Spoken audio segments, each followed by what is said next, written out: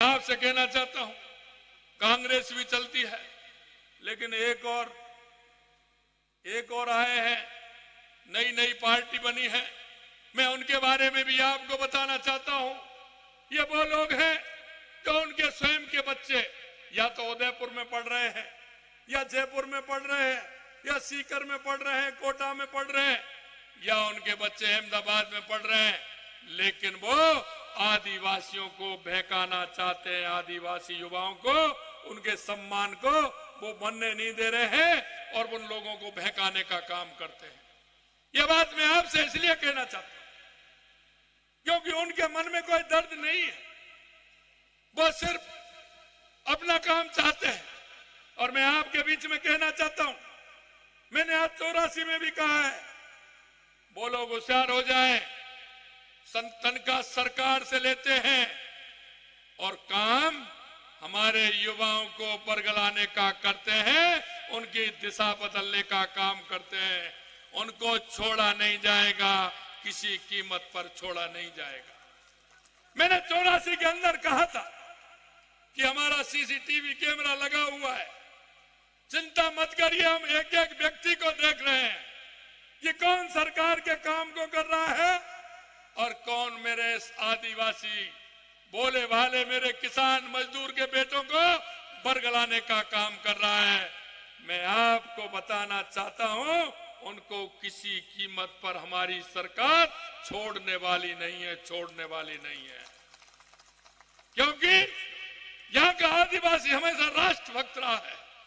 यहाँ के आदिवासी ने महाराणा प्रताप के साथ यही नहीं, आजादी की लड़ाई में गोविंद गुरु के साथ कंधे से कंधा मिलाकर जलियांवाले बाग से ज्यादा बड़ा कांड मानगढ़ धाम के अंदर हुआ था। मेरे आदिवासी भाइयों को भून डाला था। इन आदिवासी भाइयों का बहुत बड़ा योगदान है, लेकिन उनकी पीढ़ी को जिस तरह से बरगलाने का काम कर रहे हैं, वो कहते हैं हमारा सनातन ही नहीं है। अरे तुम कहां से आ गए? कल के बाद में तो आप ये कहेंगे मेरे माताजी भी नहीं है, मेरे पिताजी भी नहीं है। अरे संस्कृति कहां से सीख करके आए हैं, जरा बता तो दीजिए। अगर तुम माता पिता तुम्हारे नहीं है तो फिर तुम कहां से आ गए? मैं आपसे कहना चाहता हूं मेरे भाई और बहनों, जो इस संस्कृति को नहीं मानता, माता पिता को नहीं मानता, उन भाइयों को नहीं मानता, उसका कोई अस्तित्व नहीं रहता है, उसका कोई अस्तित्व नहीं रहता है। यह भी मैं आपसे कहना चाहता हूं। मैं इतना कहना चाहता हूं, मैंने देखा है यहाँ के युवाओं में ललक है, वो कुछ करना चाहता है, लेकिन कुछ लोग ऐसे हैं जो वो सोचते हैं कि अगर हमारे आदिवासी भाई पढ़ गए और तो हमारे लड़कों का क्या होगा, हमारी पीढ़ी का क्या होगा। वो लगातार उसका लाभ उठाना चाहते हैं कि हम भी सरकारी कर्मचारी हैं तो आगे चल करके हमारे बच्चे ही सरकारी कर्मचारी, हमारे बच्चे बने, उनके बच्चे भी बने। इसलिए उनको शिक्षा से वंचित करना चाहते हैं, शिक्षा से वंचित करना चाहते हैं। मित्रों, मैं कहना चाहता हूं कि जिस तरह से कांग्रेस ने तुष्टीकरण के आधार पर राजनीति की थी, मैं आपसे कहना चाहता हूं, हमने हमारे देश के यशस्वी प्रधानमंत्री नरेंद्र मोदी जी ने किसान सम्मान निधि देने का काम किया है। क्या हमने किसी जाति के बारे में पूछा है क्या? अरे आपसे पूछ रहा हूं, बताइए किसी जाति के बारे में पूछते हैं क्या? अरे खाद्य सुरक्षा का अन्न देते हैं क्या हम जाति पूछते हैं क्या? मैं आपसे कहना चाहता हूं, देश के यशस्वी प्रधानमंत्री नरेंद्र मोदी जी सबका साथ, सबका विकास, सबका विश्वास और सबके प्रयास के आधार पर हमारी सरकार चलती है, हमारी सरकार चलती है। मैं कहना चाहता हूं कि जब भी आवश्यकता होती है, अमृतलाल जी ने मेरे को बताया था, सलूमर में पानी की समस्या का हल करने के लिए हमने जाखम का पानी जल संबंध में लाने के लिए, इसके लिए बजट में हमने 7,000 करोड़ रुपए का प्रावधान रखा है, 7,000 करोड़ रुपए। और मैं कहना चाहता हूं, अब तक का इतिहास उठा के देख लीजिए, इस बजट में जितना पैसा हमने सलूमर के लिए दिया है, क्या कभी इतना पैसा आपको मिला है? क्या कभी बजट में इस तरह का प्रावधान किया है? इसी तरह हमने बजट में कहा है कि गोमती नदी पर मूलेश्वर महादेव पर एनी का निर्माण कराया जाएगा। ये कार्य ऐसे ही नहीं हुआ। स्वर्गीय अमृतलाल मीणा जी ने जब मेरे पास आते थे, सलूमर की जनता के लिए अपना पानी लाने के लिए आग्रह करते थे, ये उनकी भावनाओं का प्रमाण है। मैं आपको इतना बताना चाहता हूं। हमने उदयपुर में देवास परियोजना का भी काम हाथ में लिया है। इससे उदयपुर जिले की जल संबंध पर पानी की निर्भरता कम होगी और सलूमर को इसका लाभ मिलेगा। मेवाड़ में पानी की कोई कमी नहीं रहेगी, यह भी मैं आपको विश्वास दिलाता हूं। हमने मात्र 11 महीने में ही, आपने देखा होगा, हमने देखा राजस्थान में सबसे पहले अगर कमी है तो वो पानी की है। हम कहना चाहता हूं 11 महीने में चाहे ERCP हो, यमुना समझौता हो, या हमारा ऐतिहासिक हमारी देवास स्कीम हो, या हमारा जाकम से जल संबंध में पानी लाने का हो, या हमारा माही डैम से हमारे डूंगरपुर को पानी देना हो।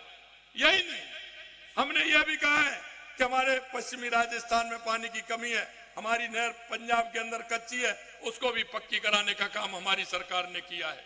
मैं आपसे कहना चाहता हूं, हमने 2026 तक प्रदेश की ऊर्जा में केवल आत्मनिर्भर ही नहीं बल्कि सरप्लस स्टेट बना देने के लिए हमने कदम उठाए हैं।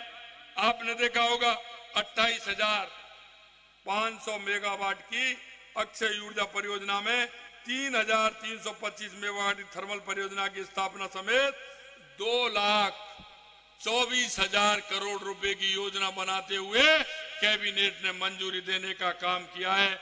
मेरे किसान भाइयों, मैं आपको विश्वास दिलाना चाहता हूं कि 2027 तक हम बिजली में आत्मनिर्भर होंगे और हमारे किसान को दिन में बिजली मिलेगी, दिन में बिजली मिलेगी। यह भी मैं आपको विश्वास दिलाना चाहता हूं।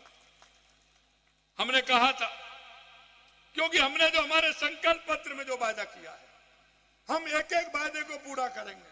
हमने आपसे कहा था कि हम किसान सम्मान निधि बढ़ाएंगे। वादा पूरा हुआ कि नहीं हुआ? अरे आपको पहली किस्त 1,000 की मिली कि नहीं मिली? अरे हाथ खड़े करके बताओ, मिली कि नहीं मिली? मिली। दूसरी ओर आने वाली है, चिंता मत करिए। मैं आपको कहना चाहता हूं, किसानों को बिजली के बिलों में 19,337 करोड़ रुपए का अनुदान दिया। केंद्रीय सहकारी बैंकों से किसान को 18,684 करोड़ रुपए का ब्याज मुक्त फसली ऋण दिलवाने का काम किया। 1 लाख नए कृषकों को केंद्रीय सहकारी बैंक के माध्यम से ब्याज मुक्त फसली ऋण दिलवाने का काम किया।